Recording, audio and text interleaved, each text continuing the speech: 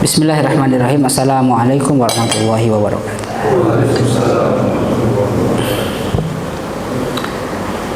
Bapak Ibu yang saya hormati, perjalanan Nabi Muhammad itu berjenjang dan setiap tahapannya itu ada nilai agung, hikmah besar yang didapatkan dari senior-seniornya, para nabi. Begitu masuk ke langit kedua Rasulullah, Jibril sama, tadi saya sudah bilang ya, langit kedua itu di luar tata surya kita, di luar seluruh alam semesta. Masuk langit kedua, sebuah dunia yang belum diketahui oleh manusia sekarang. Nabi bertemu dengan Nabi Isa alaihissalam. Nabi Isa berwarna kemerahan wajahnya itu, seperti baru keluar dari kamar mandi. Wajahnya, kata Rasul, itu mirip dengan Urwah bin Mas'ud Ats-Tsaqafi. Jadi para sahabat Rasulullah bisa membayangkan wajah Nabi Isa. Kalau kita, Urwah bin Mas'ud juga nggak tahu kayak gimana. Yang kita bayangkan Nabi Isa itu seperti yang kayak gini. Wajahnya putih, matanya biru, bule. Kok aneh gitu Nabi Isa alaihissalam kayak gitu. Kalau itu Nabi itu mah jadi orang barat ya. Nabi Isa ya logikanya orang timur ya, kayak orang Arab kayak gimana? Seperti Urwah bin Mas'ud Ats-Tsaqafi, berarti kan mirip orang Arab biasa. Wajahnya kemerahan. Sapa Nabi Isa beda. Bukan lagi anakku, tapi marhaban bi akhis saleh. Sama datang wahai saudaraku yang soleh dan Nabi yang soleh. Diskusinya apa, obrolan kayak gimana, kita nggak tahu. Tidak ada penjelasan detail tentang ini. Nabi berdialog. Sekarang langsung masuk ke langit ke 3, bertemu dengan seorang Nabi yang kata Rasulullah, ra'aitu nisful jamal. Aku melihat setengah keindahan. Di antara seluruh muka bumi ini, setengah keindahannya ada di Nabi Yusuf alaihissalam. Setengahnya lagi dibagi-bagi ke seluruh umat manusia. Kita kecipratan entah berapa banyak Nabi Yusuf alaihissalam. Kebayang bagaimana ibu-ibu mengiris tangan mereka ketika melihat Nabi Yusuf alaihissalam. Nabi Yusuf juga menyapa marhaban bi akhis saleh wa nabi saleh. Nabi berdialog. Saya bisa membayangkan kira-kira apa yang dialog oleh Nabi. Kan nggak mungkin tentang gimana kabarnya, kayak fahalukum apa di sini makannya gimana, nggak kayak gitu pasti. Pasti dialog Nabi itu tentang bagaimana untuk membangun dakwah, bagaimana sesabar Nabi Yusuf alaihissalam dengan Nabi Isa, bagaimana Nabi Isa membangun umatnya, membangun tim, bagaimana Nabi Isa tetap sabar walaupun dikhianati, Nabi Yusuf bagaimana memaafkan orang-orang yang sudah menzalimi. Ini kan berat semua ujiannya, berat semua ujiannya. Jadi Rasulullah berdialog, tapi kita tidak tahu detailnya. Langit keempat, ketemu dengan Nabi Idris alaihissalam. Nabi Idris itu skillnya apa? Ada yang tahu nggak? Dokter. Jadi mengetahui berbagai jenis penyakit dan penyembuhannya. Allah memberikan mukjizat ini ke Nabi Idris alaihissalam. Jadi memiliki banyak ilmu kedokteran, sehingga manusia itu sebetulnya memang belajar hal-hal yang baru, tapi juga mewarisi hal-hal yang lama dari gurunya, orang tuanya, terus turun-temurun sampai ke atas itu. Jadi para nabi yang diberikan mukjizat oleh Allah, ilmu-ilmu tingkat tinggi, termasuk kedokteran, itulah yang diwariskan ke manusia, sehingga manusia itu pada dasarnya tidak dapat ilmu murni dari percobaan, tapi ada ilmu-ilmu yang langsung diturunkan dari para nabi. Yang awalnya dari siapa? Dari siapa awalnya ilmu itu seluruhnya? Ya dari Allah. Lewat siapa awal ilmu itu?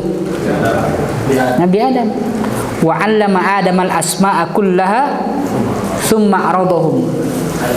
Allah mengajarkan seluruh nama-nama. Jadi manusia yang paling berilmu, manusia yang paling tahu banyak hal di dunia ini Nabi Adam alaihissalam. Allah yang mengajarkan langsung. Allah yang mengajarkan langsung. Kalau ke Nabi Muhammad, kan Nabi Muhammad belajarnya seperti manusia biasa. Nabi Muhammad itu belajar ke ibunya, ke kakeknya, ke pamannya, lalu juga belajar kehidupan, menunggang kuda. Tapi Nabi Adam langsung, gurunya siapa? Allah langsung, sehingga Nabi Adam itu dapat ilmu langsung dari Allah.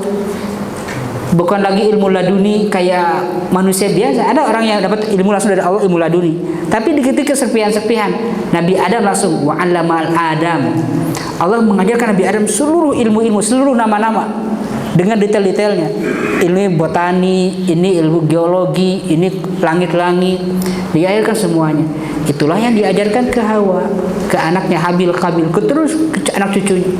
Sehingga kita ini banyak dapat serpihan-serpihan kebaikan dari para nabi umat manusia itu, walaupun yang mereka yang tidak beragama Islam. Nah, seluruh nabi dari Allah Subhanahu wa taala. Ketemu dengan Nabi Idris, berdialog, lanjut lagi ke langit kelima. Nabi Harun. Nabi Harun memiliki retorika dan kefasihan sebagai supporting system Nabi Musa alaihissalam. Nanti ketemu Nabi Musa di langit ke-6 ya. Nabi Harun fasih, jago orasi. Jadi jubir Nabi Musa kalau berbicara dengan Firaun, Harun, saudaranya Nabi Musa alaihissalam ya. Selamat datang saudaraku yang soleh dan Nabi yang soleh. Nabi berdialog lagi, lalu masuk ke langit ke-6. Di sini ceritanya agak unik nih.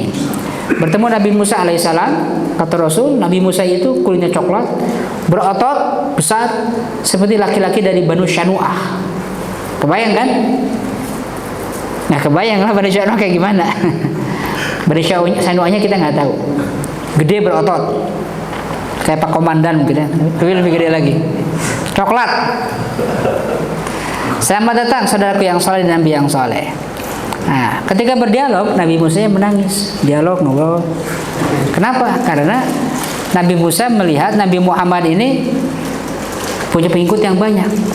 Kata Nabi Musa, abki li anna ghulaman bu'itha ba'di yadkhulul jannata min ummatihi aktsaru min yadkhuluha min ummati. Saya nangis karena ada anak kecil, gulam itu anak kecil. Ada anak kecil yang diutus setelahku dan masuk surga dengan umatnya lebih banyak dibanding umatku masuk surga. Kok bisa? Nggak habis pikir. Karena Nabi Musa itu udah menyelamatkan satu bangsa besar ya, Bani Israel dari Mesir. Ratusan tahun mereka ditindas, turun-temurun ditindas oleh Firaun. Nabi Musa menyelamatkan mereka di depan Laut Merah, dibelah oleh Allah Laut Merahnya, lewat Laut Merah, Firaunnya tenggelam seluruhnya, selamat satu kabilah besar, satu bangsa ya, bukan kabilah, satu bangsa besar Bani Israel. Dia Nabi Musa alaihissalam confidence, ini umatku banyak sekali, mereka turun-temurun terus. Umat Nabi Muhammad lebih banyak lagi. Makanya beranaklah yang banyak Bapak Ibu. Buatlah kita bangga dengan kuantitas yang berkualitas umatnya itu. Kenapa disebutnya gulam? Ya wajar, Nabi Musa alaihissalam meninggalnya usianya tua, jauh melebihi Nabi Muhammad, 3 kali lipatnya usia Nabi Musa itu.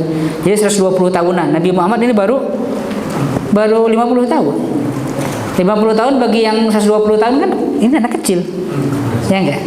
Kayak anak 18 tahun bagi orang yang 60 tahun. Sini kamu remaja kan. Nah, itulah pandangan Nabi Musa terhadap usia Nabi Muhammad yang masih sangat belia ya, dibanding Nabi Musa. Lanjut ke sebentar. Ke-6. Kok balik dulu ya sebentar. Yang ke-7 nih, dari salah ya. Nah, di sini Nabi Muhammad SAW bertemu dengan Nabi Ibrahim alaihissalam. Nabi Ibrahim awalnya gini, ketika melihat laki-laki datang, kata Nabi Muhammad itu, aku melihat sesosok yang wajahnya mirip aku, kata Rasulullah. Wajahnya mirip dengan Nabi Muhammad. Nabi Ibrahim ya manusia seperti umumnya orang-orang Arab, tingginya juga sama gitu. Bukan orang yang besar kayak raksasa itu. Bukan kayak Nabi Adam. Jadi kita ngelihat kok kayak melihat cermin, tapi lebih tua gitu. Ternyata ya bapaknya sendiri kan, leluhur Nabi Ibrahim alaihissalam. Nah, lalu Nabi Ibrahim itu sedang bersandar pada Baitul Ma'mur. Kayak gimana Baitul Ma'mur? Baitul Ma'mur itu Ka'bahnya langit di atas bumi. Setiap hari ada 70.000 malaikat tawaf. Di satu hari, besoknya ada 70.000 malaikat yang baru. Besoknya 70.000 malaikat yang baru. Jadi berapa jumlah malaikat? Nah, hitung aja 70.000 sejak entah miliaran tahun yang lalu. Setiap hari ganti. Jadi kalau kita melihat angka-angka kita itu kayak kecil sekali. Kita belum bicara surga, belum bicara neraka, lagi bicara tentang jumlah malaikat bandingkan dengan masalah kita. Tagihan listrik, masalah sehari-hari kita, dinyinyirin orang. Ini malaikat jumlahnya sebanyak itu. Kayak nggak berarti kan masalah manusia itu di depan seluruh keajaiban ini. Sebab segitu banyaknya malaikat, pesuruh Allah ini, malaikat disuruh oleh Allah dengan apapun akan nurut. Staff, tim malaikat ini jumlahnya sebanyak 70.000 yang tawaf saja ini. Malaikat yang ngurus dunia, angkasa, surga, neraka beda lagi. Ini malaikat yang tawaf saja 70.000 jumlahnya per hari. Besoknya ada malaikat baru. Jadi Nabi Muhammad amazed, terbelalak melihat kayak gini ya. Selamat datang wahai anakku yang soleh dan Nabi yang soleh. Jawabannya beda responnya karena ini keturunan Nabi Ibrahim alaihissalam. Nabi Muhammad ini. Nabi berdialog dengan Nabi Ibrahim alaihissalam ini. Ini hadisnya. Walaqitu Ibrahim lailata Isra lailata usriya bi faqala ya Muhammad aqri ummataka minni salam. Wahai Muhammad, berikan kabar kepada umatmu salam dariku. Wa akhbirhum annal jannata thayyibatut turbah. Bapak mau tahu terjemahannya enggak? Mau tahu? Kenapa? Karena ini kalimat penting, pesan dari Nabi Ibrahim bagi kita semua. Wahai Muhammad, ini pesan. Tolong kasih kabar ke umat kamu. Ini bagi saya ini dalam sekali, Bapak Ibu. Pesan ini dalam sekali. Kenapa Nabi Ibrahim sayang ke kita semua? Tolong kasih tahu umat kamu nih tentang ini nih. Kasih tahu mereka surga itu thayyibatut turbah. Tanahnya subur, gembur, bagus. Deskripsi Nabi, tanah surga itu indah, bagus. Tanah itu orang berebut perang, Pak. Tanah tandus perang ke daerah lain karena ingin dapat tanah yang gembur, yang enak, yang indah. Tanaman semuanya. Air juga di situ. Ghadbatul ma, airnya enak. Kalau bapak saya ajak ke kota saya di Edinburgh, keran wastafel itu nyalain, ambil gelas minum, segar sekali. Puluhan negara yang saya jelajahi, air paling segar itu Edinburgh dan Swiss, dua di kota-kota Swiss. Lebih enak dibanding Jerman. Itu air Edinburgh, Pak, bukan air surga. Kebayang kata Nabi Ibrahim, ini segarnya air surga. Wa annaha ki'anun wa anna dirausaha subhanallah walhamdulillah wala ilaha illallah wallahu akbar. Jadi yang menyuburkan tanah, air seluruhnya itu adalah zikir-zikir ini. Zikir sebagai benih pohon surga. Zikir-zikir itulah yang menumbuhkan pohon-pohon nanti. Wah, kebayang indahnya surga.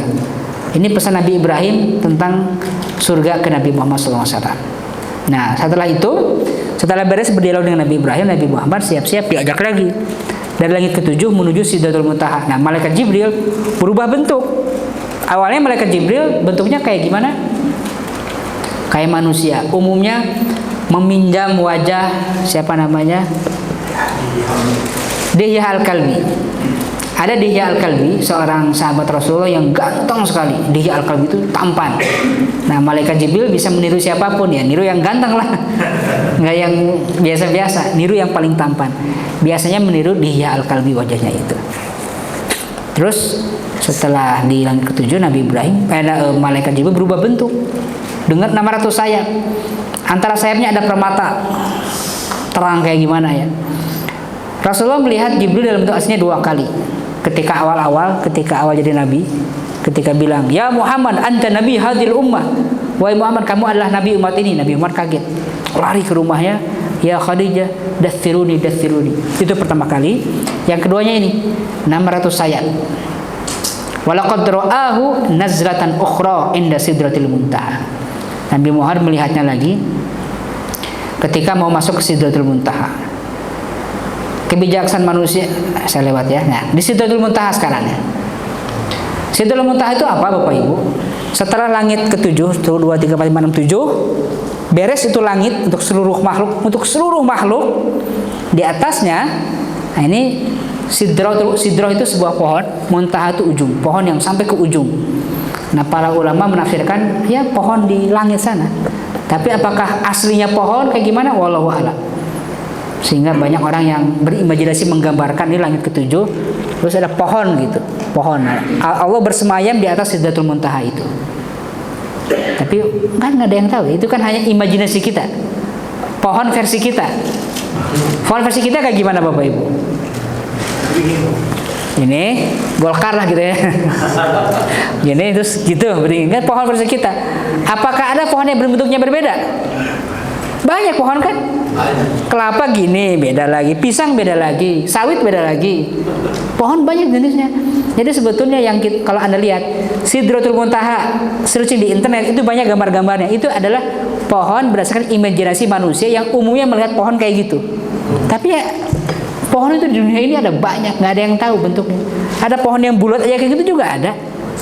Jadi intinya ya Sidratul Muntaha, nggak ada yang tahu detailnya kayak gimana. Sebuah pohon di padang pasir yang cabangnya lebih besar dan buahnya manis. Muntaha itu ujung.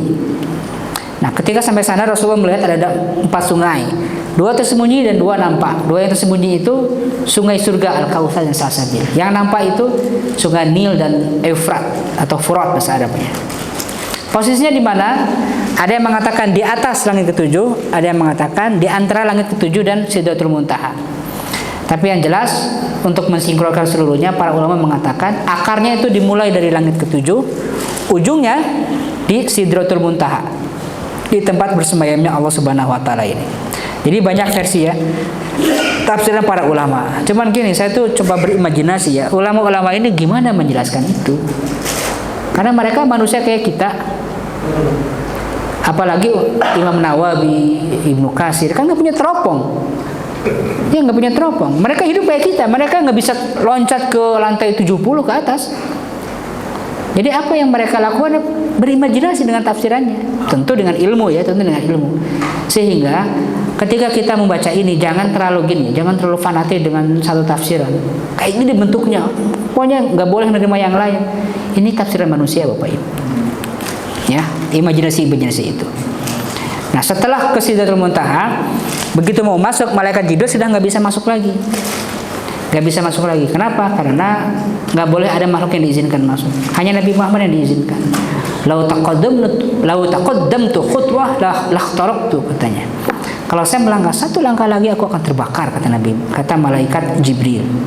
Jadi diantar sampai ke ujung, ke awal Sidratul Muntaha. Setelah itu Nabi Muhammad naik sendiri. Naiknya gimana? Udah nggak pakai buruk lagi. Buruknya udah beres di mana buruknya? Ingat kan tadi? Di Aqsa, di paling mana? Bisa lupa bapaknya nanti di mana parkirnya tadi? Di mana si buruknya? Hah? Diikat di reruntuhan masjid. Bisa lupa, akhirnya di Mesir sekarang jauh. Si buruknya diikat di reruntuhan. Dia Rasulullah diantaranya terbang dengan malaikat Jibril. Karena malaikat Jibril punya kekuatan. Tapi di sini Rasulullah naik lagi, nggak tahu cara naiknya gimana. Nah, betul-betul Allah Subhanahu wa taala diberikan 3 hadiah. Pertama salat, yang kedua akhir surah Al-Baqarah yang sering kita baca itu. Lalu janji Allah yang ketiga, hadiahnya adalah seluruh muslim tanpa terkecuali akan masuk surga insyaallah. Asalkan tidak berbuat syirik. Ini besar sekali. Jadi bukan hanya salat, Bapak Ibu. Akhir surah Al-Baqarah yang sering kita wiridkan, dan juga jaminan bahwa Anda semua, insya Allah saya juga, insya Allah kita ini ahli surga. Amin. Harus yakin. Gurur, sombong nggak boleh, tapi yakin bahwa kita ahli surga harus. Masa nggak boleh tahu di sini bukan tempatnya tawadhu, enggak, kayaknya saya surga mah enggak, kayak mah neraka aja saya. Nggak boleh kayak gitu. Kita insya Allah ahli surga, yakin? Allah sesuai dengan prasangka hambanya. Sesuai dengan prasangka hambanya, maka yakin kita ahli surga asalkan tidak berbuat syirik. Langsung atau transit, nah itu urusan lain. Langsung surga setelah yaumul hisab atau transit dulu, itu urusan lain. Nah, Allah tidak menjamin itu. Kamu bersyahadat dijamin surga langsung, nggak dijamin itunya, nggak dijamin. Ada yang dibasuh dulu. Berapa lama? Sehari di dunia, berapa ribu tahun di akhirat. Nah itu urusan lain lah ya. Tapi masih mending kan? Masih mending kan? Enggak ada mending-mendingnya sana neraka. Ya tapi setidaknya Bapak Ibu, harapan itu memberikan kita optimisme bahwa Allah Subhanahu wa taala Maha sayang kepada kita. Percaya kepada Allah, walaupun ada dosa-dosanya, Allah menjamin surga selama tidak syirik. Makanya ini penting sekali. Bapak Ibu, kita semua bertahap. Keimanan kita juga ada level-levelnya. Tidak selalu kita udah bisa tinggi. Tapi walaupun kita masih belum sempurna, belum maksimal, salatnya, ngajinya, zikirnya, akhlaknya sehari-harinya masih belum terlalu jujur, masih banyak maksiat-maksiat, tapi akidah itu harga mati. Akidah harga mati. Jangan sampai ada hal-hal yang lihat identifikasi dalam rumah kita, ada hal ini kira-kira menyangkut akidah, segera bersikap tegas ke anak, ke istri, tentu dengan bijak. Tentu dengan bijak. Kita ini mewarisi banyak khurafat. Kalau hamil berarti harus ada ABCD. Kalau melahirkan harus kayak gimana. Kalau nikahan harus sesajen apa. Hati-hati menyeruput akidah itu. Putus langsung. Hal-hal yang berkaitan dengan racun-racun akidah. Kenapa? Karena nggak dijamin surga kalau akidahnya rusak. Jadi hati-hati Bapak Ibu. Dan juga salat.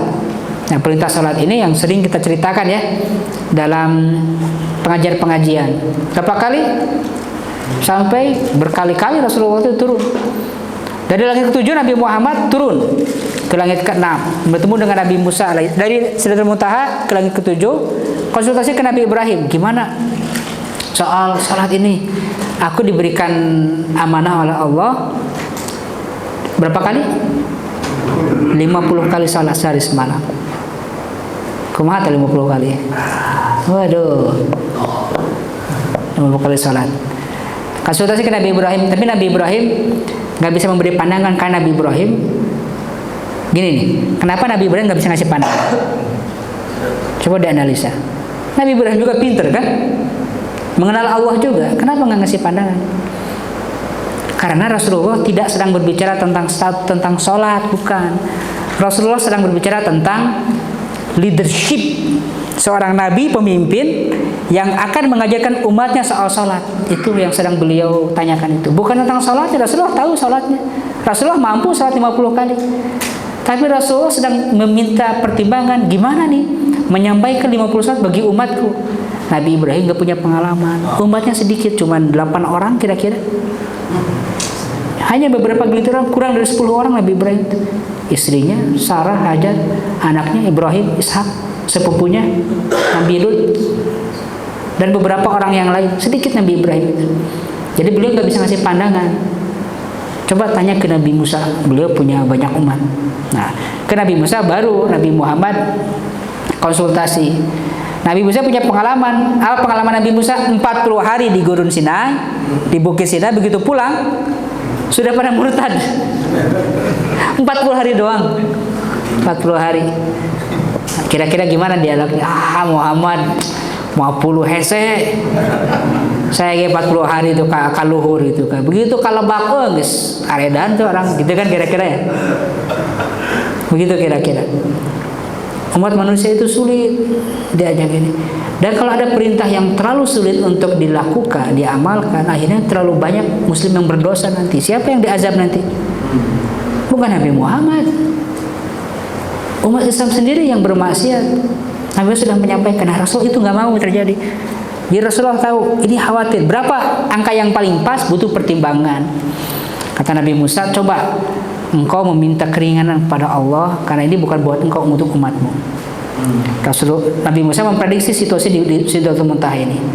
Tawaran pertama 50 kali. Kata Nabi Musa, inna ummataka la tastati'u khamsina salata kulla yaumin wa inni wallah qad jarrabtu an-nas qablak. Umat kamu nggak akan mampu 50 kali salat sehari. Demi Allah, aku sudah mencobanya di depan manusia sebelum engkau. Wa alajtu bani Israila asyaddal mu'alajah. Lalu aku obati nih penyakit orang-orang Bani Israil. Aku coba obati. Aku ajari mereka. Tapi nggak bisa. Farji ila rabbika fas'alhu at-takhfif li ummatika. Coba kembali ke Tuhanmu, lalu minta keringanan untuk umatmu ya. Bukan untuk Nabi Muhammad. Aduh, saya akan sholat capek tiap hari. Enggak, buat umatnya. Karena nanti anda akan melihat Nabi Muhammad itu tetap sholatnya 50 kali sehari. Persis 50 kali dengan sholat rawatibnya itu. Kalau dikalkulasi 50 kali persis. Tawaran kedua 10 kali. Bagaimana dengan 10 kali? Turun lagi Nabi Muhammad, gimana? Udah minta keringanan kan Nabi Musa, nggak bisa, nggak akan kuat dalam 10 kali. Dan kita berhutang budi ke Nabi Musa alaihissalam kan. Syukron ya Nabi Allah Musa. Kalau nggak 10 kali tuh Pak. Sok ya. Subuh. Di antara subuh dan zuhur sekali. Di antara zuhur dan asar berarti jam 2 siang sekali. Asar dan maghrib jam berapa? Jam setengah 5 sekali. Maghrib dan isya sekali. Atau isya setelah isya itu ada 3 kali. Tahu lagi 10 kali. Jadi jam 7, setengah 8 sholat, jam 10 sholat, nanti jam 12 sholat, jam 2 sholat, itu wajib semua. Nah, kumaha tah?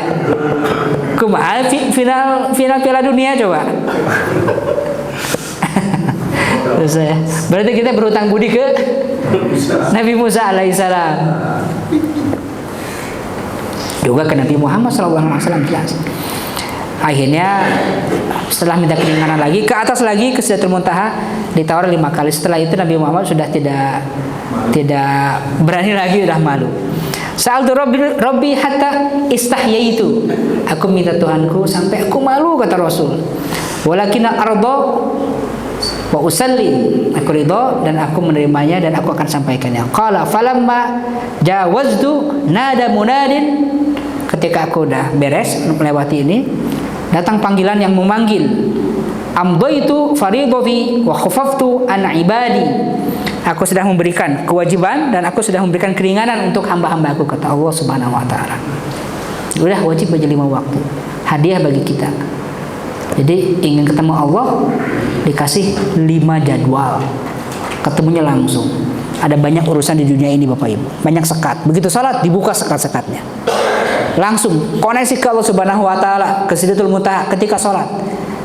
Lebih tajam lagi di waktu tertentu, lebih dibuka lagi aksesnya jalan tol ketika sujud. Ketika sujud itu. Itu ketika salat, sehingga Bapak Ibu ini doa. Salat itu artinya apa? Doa, salat. Artinya doa, kumpulan doa. Salat itu kan semuanya doa. Bismillahirrahmanirrahim, alhamdulillahirrahmanirrahim. Inti dari Al-Fatihah itu doa. Inti Al-Fatihah apa? Ihdinas siratal mustaqim, itu intinya. Ayat setelahnya adalah penjelasan. Siratal ladzina an'amta 'alaihim ghairil maghdubi 'alaihim waladdallin. Tapi intinya ihdinas siratal mustaqim, doa. Tapi sebelum meminta, puji dulu yang akan memberikan siratal mustaqimnya itu. Bismillahirrahmanirrahim, alhamdulillahirabbil alamin, arrahmanirrahim, maliki yaumiddin. Setelah dipuji, ihdinas siratal mustaqim. Inti Al-Fatihah itu bukan zikir mensucikan Allah, inti Al-Fatihah kita pengen sesuatu. Ihdinas siratal mustaqim. Setelah itu kita subhanarabbiyal azim, subhanarabbiyal a'la, semua doa-doa itu, zikir-zikir agar kita diberi sesuatu, kita minta sesuatu, menyembah Allah Subhanahu wa taala itu manusia. Jadi Allah memberikan cara, minta ke aku di waktu-waktu salat. Zikir biasa yang kita doa beda kualitas doanya dengan doa di dalam salat, bukan ba'da salat, Pak. Di dalam salat. Makanya salatnya agak lama karena ada doa-doa di situ. Setelah sujud terakhir itu paling makbul. Boleh nggak kita doanya pakai bahasa Indonesia? Boleh, asal jangan disebutkan. Subhanarabbiyal a'la, subhanarabbiyal a'la. Ya Allah ya Rabbi, nggak usah disebutkan. Nggak usah disebutkan. Tapi dalam hati, minta dalam bahasa Indonesia dalam hati yang panjang. Itu lebih berkualitas dibanding zikir doa setelah sholat. Karena di salat itu status salat itu berlaku dari mulai takbiratul ihram sampai salam. Setelah salat yaitu bukan salat, zikir biasa. Maka ketika salat Allah kasih kesempatan wajib 5 kali sehari. Itu anugerah besar bagi umat manusia. Sebelumnya sulit kayak gitu. Jadi persepsikan salat sebagai anugerah. Jadi Nabi itu sampai 5 sampai 10 kali bolak-balik ke langit, ke Sidratul Muntaha itu. 5 sampai 10 kali. Jadi untuk sampai 5 kali itu berulang-ulang gitu, nggak langsung. Nah, lihat ya. Salat Nabi Muhammad SAW. Salat fardunya 17 rakaat. Rawatibnya subuh qobla 2 rakaat, zuhur qobla 2 sampai 4 rakaat, zuhur ba'da 2 rakaat, maghrib ba'da 2 rakaat, isya ba'da 2 rakaat, tahajud 11 sampai 13 rakaat. Di jumlah-jumlah ini bisa sampai 50 Bapak Ibu.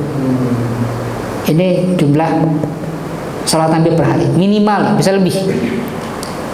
Jadi walaupun umatnya dikasih keringanan, Nabi Muhammad tetap komitmen dengan perintah Allah yang awal. Tambah duha 8 rakaat. 50 pas ini. Perjalanan turun. Ini perjalanan turun panjang. Kita lanjutkan ke tahun depan. Kita lanjutkan ke tahun depan Bapak Ibu. Perjalanan turun dan yang lain-lainnya intinya sangat apa istilahnya, penuh dengan hikmah, penuh dengan panjang sekali Bapak Ibu. Melihat surga, melihat neraka, setiap kali penglihatan Rasulullah itu panjang lagi ceritanya. Jadi panjang sekali. Saya hanya ingin menyimpulkan gini, perjalanan Isra Mi'raj itu adalah perjalanan spiritual ketika manusia itu diberikan kesulitan, beban kehidupan yang gede ya. Saya nggak ngambil yang kecil, gede Nabi Muhammad itu. Tapi setelah cerita saya tadi, setelah melihat seluruh keajaiban, kira-kira lemparan batu bangsa Taif itu masih dianggap nggak? Disimpan bukan ini, nggak ada artinya. Langit gitu luas, Sidul Muntaha. Apa kamu melempari kotoran unta, mencekik Nabi Muhammad, mencekik leher aku? Nggak ada artinya nih, lihat. Ada 70.000 malaikat yang bersamaku. Sehari 70.000, biasanya 70.000 lagi. 10 hari 700.000, 100 hari udah 7 juta malaikat.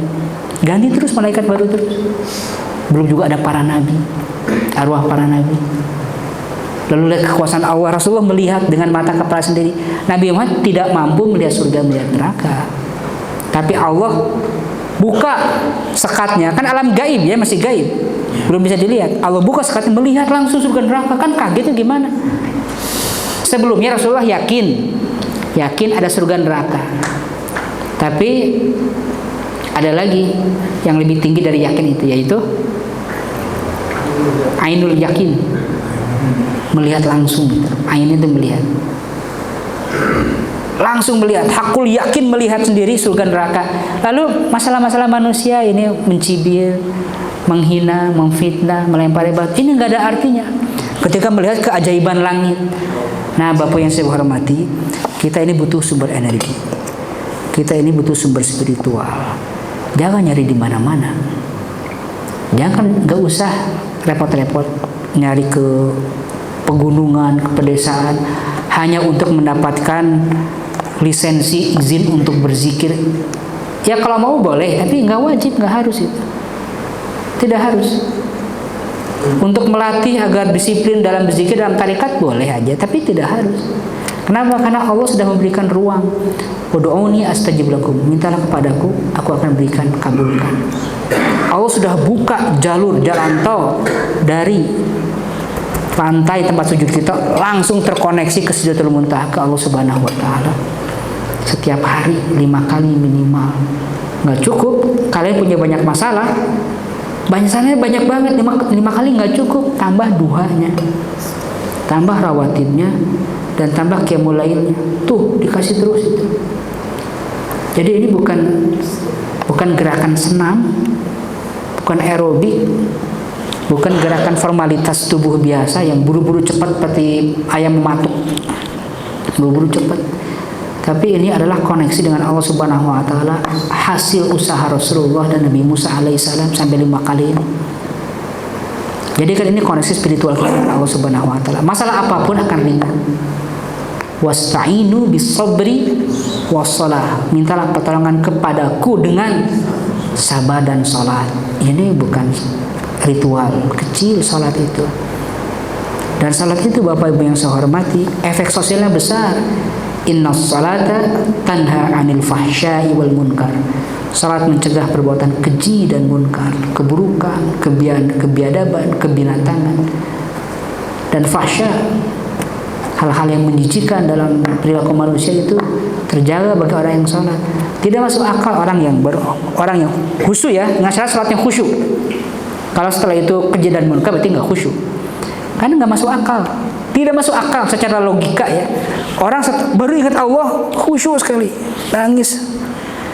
Setelah assalamualaikum, setelah berzikir, alhamdulillah, maksiat nggak mungkin itu. Setelah 100 maksiat itu nggak mungkin. Setidaknya.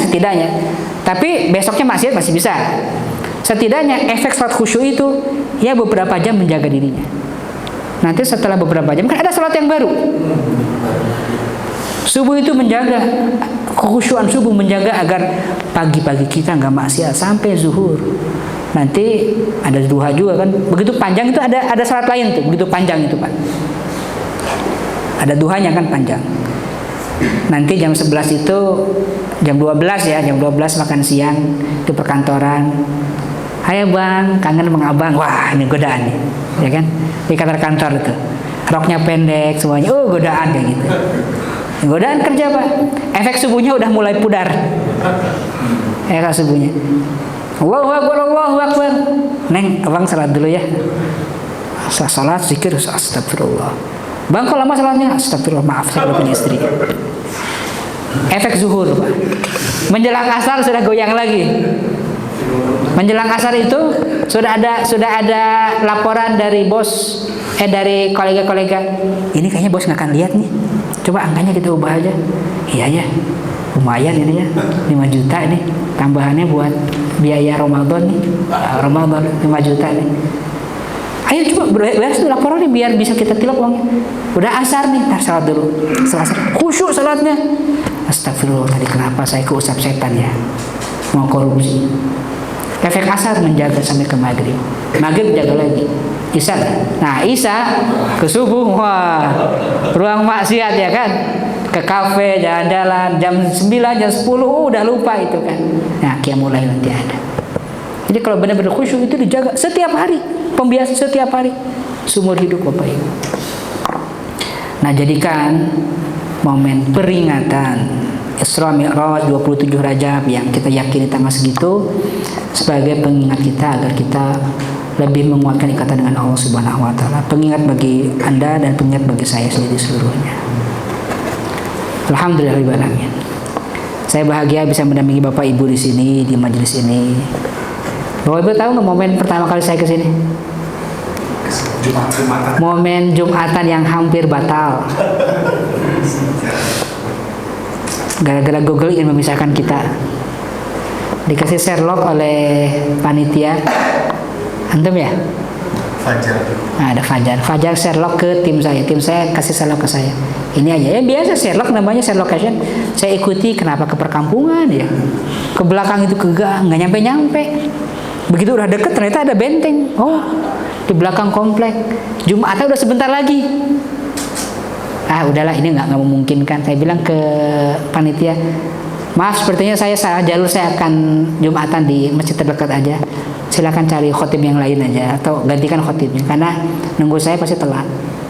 Tapi saya akan usahakan ke sana semampu saya. Jalan. Nyampe sini semenit sebelum azan. Akhirnya bisa khutbah. Setelah khutbah, akhirnya bisa ngobrol dengan bapak-bapak, dengan Pak Agung, dengan Kang Farhan juga ya. Ngobrol. Setelah ngobrol, saya hanya bilang subhanallah mesinnya bagus, parkirnya luas, ini layak untuk bikin kajian bagi publik. Setelah saya ngomong kayak gitu, beberapa waktu setelahnya mereka datang ke rumah saya di Kota Baru, silaturahim, lalu juga menawarkan untuk bikin kajian rutin di sini. Sejak saat itulah kita bersama di sini, alhamdulillah. Bertahun-tahun ya, 2023, ya kan 23 ya? Atau 22? 22 Bapak-bapak subhanallah. 2022, 23, 24. 3 tahun kita bersama. Setahun kita pisah, alhamdulillah kita bersama lagi beberapa sesi. Jadi insya Allah ukhuwah ini tidak berhenti hanya dengan saya pergi sementara ya. Jadi insya Allah kita akan berlanjut lagi di momen yang lain. Setiap kali saya pulang ke Indonesia pasti saya prioritas. Saya udah nggak ini Pak, udah nggak bikin kajian rutin lagi di masjid di mana-mana, enggak. Kenapa? Karena komitmennya berat. Begitu rutin itu. Ya sekali-kali boleh kalau ada kosong. Jadi yang hanya saya terima rutin itu masjid ini dan Kota Baru saja. Yang lain-lain enggak. Ar-Rahmat al-Ukhuwah karena itu tempat tinggal saya kan. Saya akan balik lagi ke sana. Jadi saya hanya masjid ini dengan yang lain. Yang lain-lain enggak. Karena nggak bisa saya komitmen tiap pekan harus hadir gitu. Jadi beruntung saya bisa bersama dengan Bapak Ibu. Mohon maaf ya kalau banyak kekurangan, salah kata. Izinkan saya menembus dosa. Mohon maafkan kalau ada yang kurang-kurang. Insya Allah hari Selasa ini saya terbang lagi. Mohon doanya Bapak Ibu. Saya terbang lagi ke Edinburgh. Malam terbangnya, jadi berangkat siang dari sini insya Allah. Siang. Besok subuh ini saya ngisi kajian subuh di Al-Ukhuwah Kota Baru. Budal Ukhuwah. Pagi sampai sorenya ada acara gathering Ali Circle, sore harinya ada podcast dengan Coach Sony, maghrib isyanya ada kajian di Al-Latif. Pada isyanya malamnya ada kelompok pengajian kawan-kawan Al-Latif. Jadi besok padat. Kalau mau ikut silakan datang ke Al-Latif besok pada isya ya. Gitu Bapak Ibu saya hormati, mohon doanya, mudah-mudahan saya sehat. Alhamdulillah, amanah saya sudah sembuh sekarang, suaranya sudah menggelegar lagi kan, siap berorasi lagi. Alhamdulillah, alhamdulillah. Jadi kesehatan sudah kembali. Mohon doa, mudah-mudahan saya sehat terus dan bisa menyelesaikan studi saya S3 2028 tepat waktu dengan nilai yang terbaik insyaallah. Jazakumullah khairan katsiran. Assalamualaikum warahmatullahi wabarakatuh.